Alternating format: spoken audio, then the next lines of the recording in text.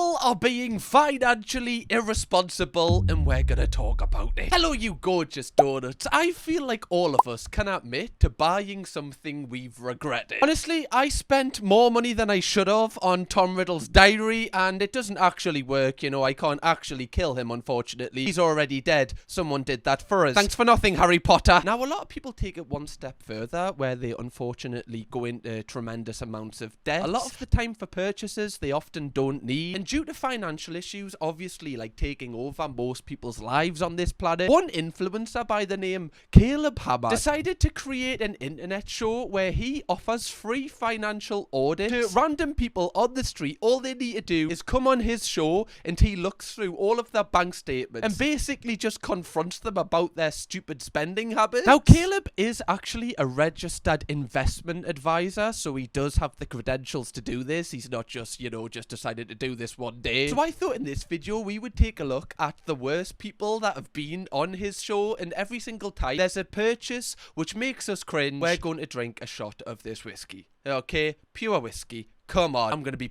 by the end of this. What the f is it? iFunny, great platform. I don't know what it is. Tell me. It's like Instagram, it's memes and posts, like a social media. That's what it You're is. paying for it? Sometimes when you see a banger of a post, you do a little charity. Sorry?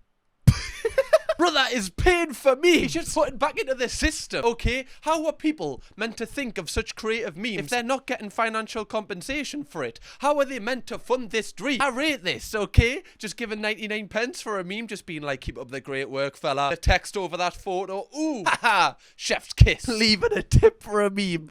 Is this the nicest thing or the stupidest thing you've ever heard? I feel like I need a drink for that. I'm just imagining him seeing a meme like the, you know, how do you do, fellow kids one? And he's like, oh, gotta rate that. £2. Come on. I like to do a little charity. You know, if you do like to do charity, you could put this money towards, I don't know, like an animal shelter. Or, you know, like something like, you know, cancer research or anything. I don't think this is the best form of charity to be paying for. Also, I love that his top is that Donald Trump when he survived the bullet. Second bad purchase. Come on. Drink again. Charity. 99 cents a million fucking times, you the f do you think you're doing? Thousands down the drain, all for fucking bull. This is so dumb. I have zero hope. So as you can tell, Caleb is, you know, he doesn't hold back. He's very honest. He kind of plays up to the camera a lot of the times. I don't know if he would be acting like this if the cameras weren't there, but I guess it is for entertainment purposes. Like, the people come on the show for free. It's a bit like Jeremy Kyle, unfortunately, where the people are basically the product and the audience is there to just laugh at everyone. One thing I do find amazing is his wife didn't even know about this. Like, his wife was like, what? Like, my husband's paying for memes. Well, you're gonna tell us this? You've spent 100 quid on memes this month and you didn't share a single one with us. Do you see why I might be hurt here? At least share them with your wife, because then, you know, both of you are basically going half as on the memes at that point. Cutting your financials in half a bit more. What even is iFunny? Oh my god, so this guy actually goes on this website that I'm on right now, and every single time he sees a meme that he likes, he just gives them a quid. What? See, I don't, like, a lot of people will be like, what an idiot, but I actually feel a bit sorry for him, because weirdly, this is him. I don't know if this is the way he gets validation. It makes himself feel like a better person. I've got no idea how you kind of, you know, resort to doing this. Most people, when they see a meme, just screenshot it and use it as their own. OF! McDonald's, Chick-fil-A, OF! That's my best friend. OF! That's my best friend. Burger King. Yep, that was me Chick-fil-A. eating out. OF is your best friend with how many purchases? No, it's not. I agree. OF! Why would I pay for that? OF! Okay, but why would I pay for that, Caleb? Why? So, every single time there's an OF purchase, it's his best friend on his credit card. But every other purchase is him. What, so your best friend only uses your credit card to buy OF? That's like up there with my dog ate my homework as an excuse. This is one thing I often think, though. You know, people that are active OF payers, like, you know, when their bank statements get checked, I don't know if they need it for an accountant, or if they're, you know, applying for a mortgage, or even just trying to prove income for, you know, renting a place. Like, someone is going to see all of this. And I'm not trying to say it's embarrassing, but it is just kind of wild that someone can see that you've paid this amount of money for OF. Again, I'm not shaming here. I just think it's wild that someone else can see it. Because my best friend McDonald's, of course. had it. Yes. And he was Grandview Country Store. OF! Grandview OF! Country- okay. OF! OF, OF, OF, OF. Well, you might as well like buy shares in the company at this point, like invest in it. Because at this point, you're just basically funding people's mortgages. You're paying everyone's mortgages but your own. How can one man be like every day? You can't take a break, or at least take a break from, you know, this website. God, you need time to recharge, man. It'll fall off. Come on. By the way, this guy only spends his money on basically, you know, debating and food. That is that's the dream life, am I right, guys? That is the life. What are you doing tonight? Eating, debating. What are you doing tomorrow morning? And eating. In that order. Like the fish and a rice cake, man. Just a lot more, you know, derogatory, you could say. McDonald's loves winning. Got some bullshit. Got some bullshit. Carl's Jr. McDonald's loves Hardee's. You do love those Hardee's, don't you? I like Hardee's. Hardee's is good. I know you do. And Carl's Jr. and Chick-fil-A. I like eating out, and I have my reasons for it. Of course I do. In both ways. What did he say? I don't think this is the time to be joking like that, fella. When you're, you know, thousands of pounds in debt. This guy's trying to, you know, assess where the root of all of this evil is coming from. You said that you don't use OF, but now you're saying you like to eat out in both ways, right? The maths ain't mathing here. S&PS stinker McDonald's. I was pretty upset when I saw that because I know my friend. My friend shouldn't have been spending that much, and he did, and I'm upset. But why would your friend have access to your credit card in the first place? Okay, let's say they do. Why would they only use your credit card for OF? Like, it just doesn't make sense. Like, are they trying to hide it from a partner who maybe checks their financial statements? I'm just trying to figure out why your friend is doing this, because I don't think this is a friend. Racking up this amount of debt on your credit card and not paying you back just because he wants to have a wank. This is not a friend. This is the worst friend ever. But he said he'd pay me back, so $238.86 of our friends. OF. And he's paying that back as soon as he gets his tax return. For soon. I don't know exactly when, but probably about that time. It's tax debt OF. And he doesn't have access to the card anymore because his phone blew up, so he doesn't have that credit card information. Oh, his phone blew up, so we can't call him? Well, no. He got a new phone but lost the credit card that was attached to it, so he doesn't have that anymore. We're good. So it's definitely him. Just admit it. Like, his phone blew up because he just so much that eventually it just kind of went, I can't handle this anymore. It was a self-sacrifice from the iPhone. The battery just couldn't take anymore. Again, there's nothing wrong, you know, with debating. Like, I need to say that everyone, I guess, does it to some extent. But I don't, I'm not a financial advisor, okay, so don't take my advice for anything. But one thing I would possibly say is don't go into debt to do it. Right? Because if you are a serial person that, you know, engages in that, you know, afterwards, sometimes you can feel pretty bad. You're going to feel even worse if you look at your bank and you're like, oh, like, I've literally just blew 20 quid there, literally. It's expensive, okay? Fair enough if you want to do it every so often, if that's your thing. But every single day, and it's ruining your life. Like, I know it's an addiction and it's very, you know, you have to play this very, you know, empathetically. But surely if it's ruining your life, changes need to be made here. But I don't think they're going to be, because he's not even admitting to himself that it's him. So how are you meant to change this if you don't believe that it's actually you and you're not going to take responsibility? Now, there's been a couple of people that have came on this show that have talked about how they've went into thousands of pounds of debt because of buying Labubus. If anyone doesn't know what they are, they're basically these collectors things that Pop Mart launched. They look like little monsters, I think. Look at my son. Look at my son. What the He's so cute. He is pretty cute. I'm not gonna lie. The bucket hat is pretty cute. Don't know if I would, you know, go into £45,000 of debt to get something, you know, that cute, but it is cute. How'd you get into $45,000 of debt in 4 years? Making some purchases, you know. I wanted Labubus. I wanted an iPad. I wanted furniture for my apartment. The f did you call me? What is a boo-boo? A Labubu. A Labubu? Labubu. The boo-boo? Labubu. No, Labubu, but that means the boo-boo. What does boo-boo mean, right? It's a. You don't even know what a Labubu is, and you're buying a Labubu? It's a keychain from Pop Mart. Look at him. He sits on my purse. He comes to work with me.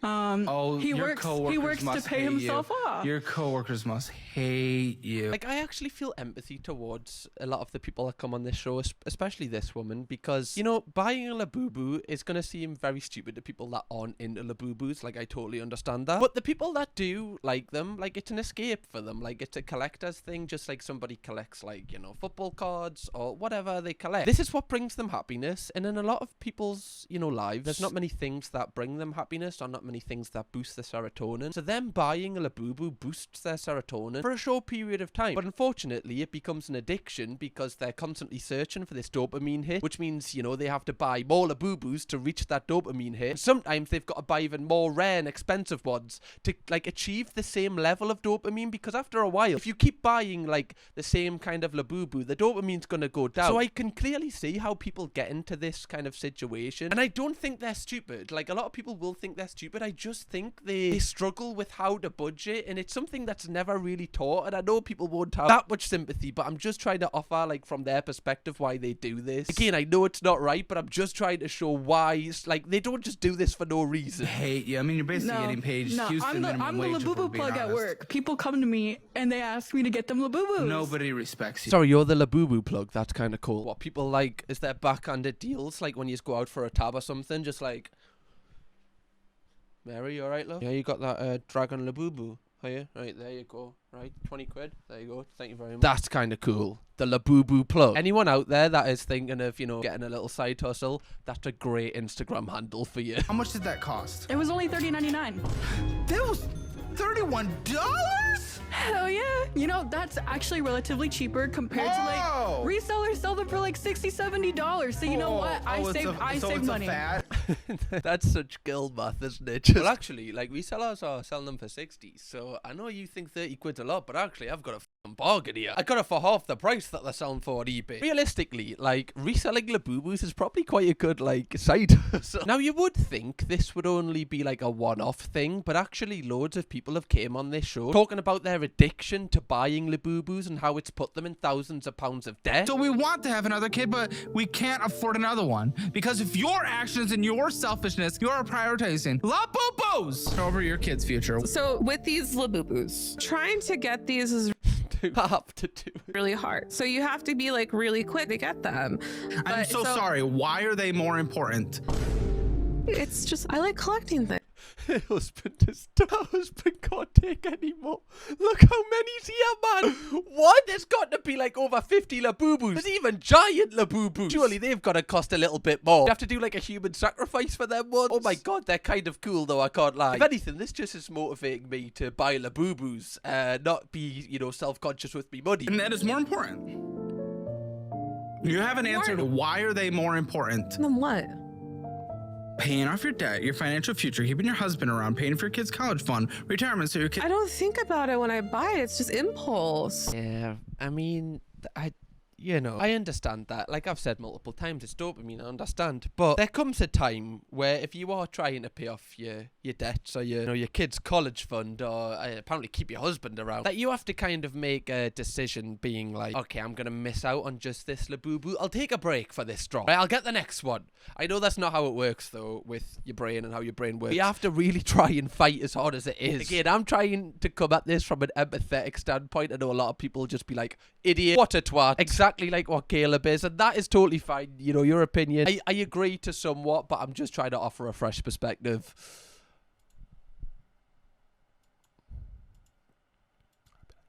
Potmar last month. Labubus.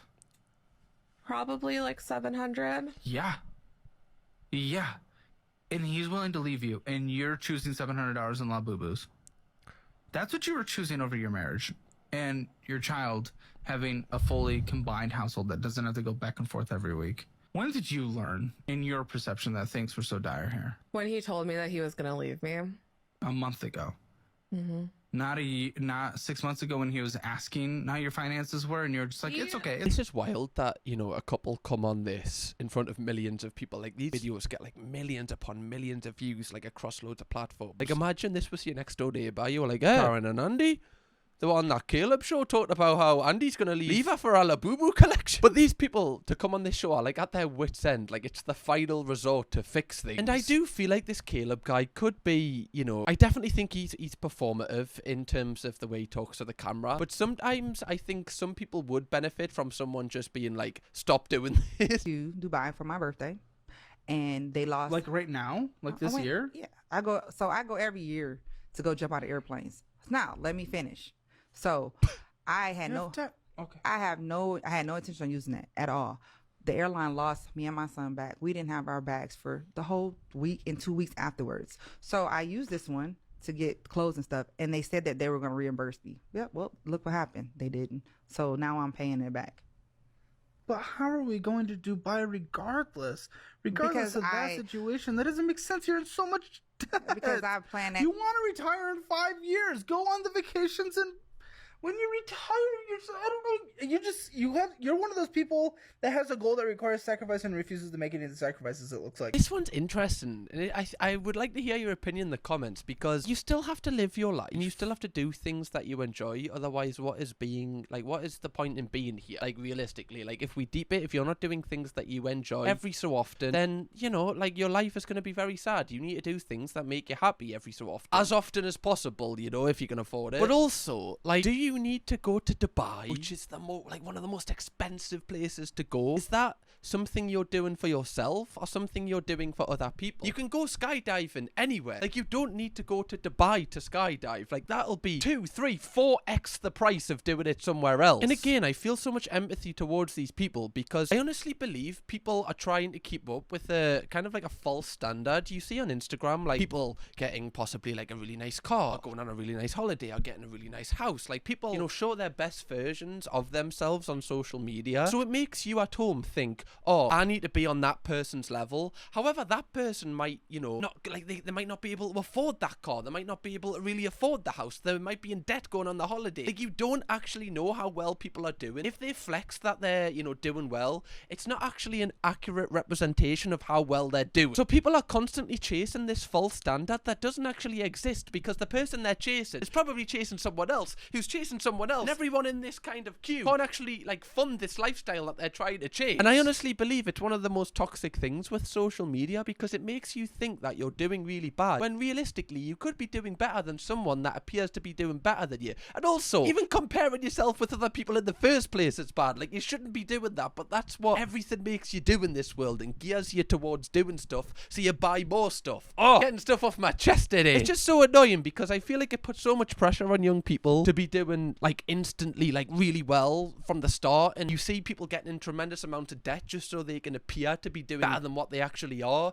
and they get in a rut with it, and it's so sad. You tell me you guys bought a house and you didn't have $5,000 saved up on the side? No. Then you were not ready to get a house. $5,000 shouldn't have made or break you. To be fair, we had been married for like... To be fair, f you. I don't care. 6 months. You don't get a house if you don't have a fully funded emergency fund to cover everything you need to live for 6 months while owning the house. Wait, isn't that like, I feel like a lot of people are in that position where all of their money goes into the house, and they're, you know, like they're pretty scarce for the next few months where they build up their money again. Isn't that just a normal thing? Like, I don't think many people have like a rainy day fund these days after buying a house, especially. Maybe I'm wrong on that. Maybe it's like you are meant to have like a rainy day fund when you buy a house, but I don't feel like that's, you know, that achievable right now. Okay, let's move on to the couples ones, because these ones are even more wild than what the single ones are. In one of the later clips we're going to react to, Caleb actually convinces a man to leave his wife live on the show. But one thing I just find wild about couples coming on this show is they kind of just air all of their dirty laundry out to the public. It's almost like they've been waiting to kind of embarrass each other in front of everyone, so, you know, like everyone can see that they're the good one in the relationship, I guess. It's not applicable to all the clips we're about to see, but definitely to some of them. He has an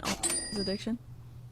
An actual addiction? Yeah. That's an OF per OF. How many OFs? How many are we talking? How many different ladies are you subscribing to? Couldn't even tell you. Oh, come on. Surely you can. Surely you can put a number on it. Is it 1? Is it 10? Is it 1,000? Again, this is an addiction, so I don't want to be too, you know, harsh on this guy. But I do really feel sorry for the girl, because can you imagine how that would make her feel? Like, your husband has an addiction to paying, you know, other girls online to, you know, get him off, whereas like you're there, like you're right there. Like, why can't you pay me? If you want to pay anyone, pay me, or we can just do it for free, which is even better. It's addiction. Maybe $200-300. $200 to $300 a month on boobies? I didn't know about the $200, but you didn't know how much? No. So you knew he was addicted to the OF, and that he was just spending $300 to jork it on a monthly basis. But you didn't know how much. I had no idea. I mean, I probably would suspect that she would have no idea. He's hardly going to be like, oh, babe, can I just like put 200 or 300 quid away just for, you know, for the lasses on OF. Do you mind if I do that? I just need my time, you know, a bit of me time. Some people game just goon. Okay, I need me gooning time, love. You know that. I'm not me if I don't goon. You know that. I'll be better for you if I have that. Okay, thanks, love. Oh dear. Oh, you know, come on then. This is crazy. But That's crazy. Well, that was like 2 years ago. When 2 was the years last ago. time? The last time Last time. was 2 years ago, and I haven't done it since. You haven't done it. Oh, so this isn't something we have to like take in the budget now. No, definitely definitely not. Okay, even still, that's wild. And you didn't know how much it was? No idea. I didn't even know. He was using a friend's account, actually. Wait. Hold on a minute. Did you just say he's using a friend's account? By any chance was it a baldy man with a credit card? Maybe he was telling the truth. Maybe this universe it all linked. Now we're forming some connections here. Maybe it actually was. That guy wasn't lying. I feel terrible. I was like, yeah, sure, it was your friend doing it on your account. No, it actually might have been. I mean, we don't know if these two know each other, but still, weird coincidence. How do you approach this with your friend, though? I'm trying to, like, get myself in the headspace of this. Like, have you two basically, like, went in, like, to set up a NatWest account as a joint account and went, okay, so this is going to be our Goonin account. So make sure we, you know, we just put, like, monthly deposits into this account just so we cover both our backs, all right? You know, some days I'm going to be doing more, some days you're going to be doing more. It'll even out at the end of the month. I don't understand how you can say to your mate, do you mind if I just like use your account to wank? I can go to Target and spend $600 and then I could take it all home and regret all of it, Then return it. but I don't. Okay. So then I just am negative $600 for going to Target. And how much is this loan that you took out that he doesn't know? $6,000. 6,000. Almost what you bring in after taxes and everything on a monthly basis. Immediately, a month has to go to that. Like, again, this is such a terrible financial decision. She goes into a supermarket, spends 600 quid on stuff she doesn't actually want. But you can see in her face, she doesn't know why she does this. She does this it's emotional purchasing because it almost fulfills her. She might be quite sad in her life, and buying these things is a little bit of a rush. So it's almost like getting a little bit of excitement in her life. Again, I'm not justifying it, but I'm just trying to explain why she's doing this, because clearly you can tell on her face she doesn't even know why. What kind of lifestyle are you guys living? Champagne taste on a beer budget, it seems like. We kind of spend when we want to spend. What goals do we have for you guys, for the kids? Where are we trying to be looking 5 years down the road, 10 years down the road, 20 years down the road? What are we trying to do? Because right now we're just living for fun. You can tell with that couple, like, I can imagine they're quite flexy on Instagram. You know, just they kind of show off that they might have the perfect life. And again, if one thing this video achieves, it's to make sure that you're not influenced by how people portray themselves, because normally people aren't actually, you know, doing as well as they're saying. If you're happy within your own life, you're happy with the things you've got, you don't need to compete with someone, especially someone you don't even know on the internet. Like, if you're happy in your own life, that is enough. Like, if you have to buy things to impress, like, friends, are them friends worth even having in the first place because they only like you because of the items you have? That's not even a real friend. There's a $40,000 life insurance policy that's gonna come straight to me. When Granny, I'm the only grandchild, and my granny has 22 acres and roughly a $600,000 estate that I'm the sole inheritor of. It goes through my mom, 75. How's her health? She had a stroke. Her heart is AFib. That's how she would be reacting. Sorry? So basically, like, you're in all of this debt, and the only way you're going to get out of it is when, you know, Granny dies. That's the only way we get. Just when Granny goes, you know, when Granny has the decency to just, you know, up there, sorry, go in the grave, but then, you know, obviously the spirit up there. This is such a cruel thing, because imagine your grandma watches this, like, you know, that's an actual person. You're like, oh, my granddaughter Sandra's on the telly, I'm gonna watch this, I'm sure she's showing herself in the best light. Oh, she wants me to die. Okay, great, thanks. She's diabetic and still eats a ton of sugar. Love her, but there shouldn't be a but after that. There should never be a but after. I love my grandma, but if she had any decency, if she wasn't so selfish, you know, should realise that her time's up. I think I actually am pissed I can't really see straight, if I'm being honest. He hasn't. You need to leave her. You need to leave her. I asked him why he hasn't. You need to leave her. And that's a great question. What's your answer? Are you desperate? No. No, I think this has to be some kind of desperation. Something's going on. She's one of my least favorite people I've ever met filming on this show. You need to leave her, buddy. Listen, you got some f***ed up flaws. That is for sure financially. But a sloppy top once a night ain't it. Sometimes I feel like the way this Caleb talks is very, like his financial advice, whether you agree with it or not, that's your prerogative. But sometimes I feel like the way he talks about like women's a bit like weird. Like, well, you're using that to get sucked off. Like, what? Like, I want to make sure I'm not like, I'm not really a fan of this bloke. I just think the content's interesting. It's not as big of a mess as things I've dealt with before. Actually, the reason I'm a fan of this show yeah, let's hear from you. Because it makes me feel a little bit better about our finances. Well, now everyone feels better because you're the worst person I've ever met, and I do not know how much is cut in order to make sure people did not click off. Big guy. Oh, the saddest moment of this entire video was when his reaction to getting called big guy. He went, you can do a lot better. I don't know what Spokane's like, but I'm sorry. And I kind of want to say sorry to you, except I'm not sorry. It's okay. Nobody's ever been sorry to me before. Okay. Pick me, wasn't it? Who's next level? I'll just get the violin. No, but actually, like, although she is being she's not being the nicest person here. Clearly, she must be struggling in some sort of way to come out with these things. Like, nobody that is happy talks the way that she does. Clearly, she's got a lot of, like, internal demons that, you know, are making her speak and act this way. Like, nobody that is happy acts this way. So there's clearly definitely more to this. I guarantee you the vast majority that you have dealt with has been on you based on how you are doing things. Even when my own cousin bullied me from elementary through high school. It's not about that. And honestly, I don't see how that impacts you being one of the most annoying people I've ever met and leaving every job you've ever had. I'm talking about that kind of...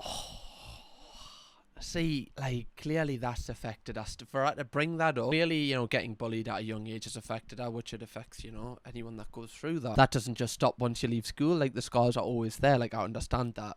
But I don't know where the correlation stands between something like that and wishing your grandparents die so you get the money from their house that you're going to sell. Honestly, the wildest people come on this show, and I really, really, really want to do a part 2 with this. So let me know if you've enjoyed this or if you didn't. 6,000 likes on this video, and I'll do a part 2 to try not to cringe financial irresponsibility, because honestly this has been such an interesting and kind of a different video. So yeah, let us know your thoughts, and if you want to watch another try not to cringe by me, click this video right here. Honestly, I can't even speak right now. I'm you know what, I'm gonna go out in the town tonight, right? See you later, donut. Kirkham, baby.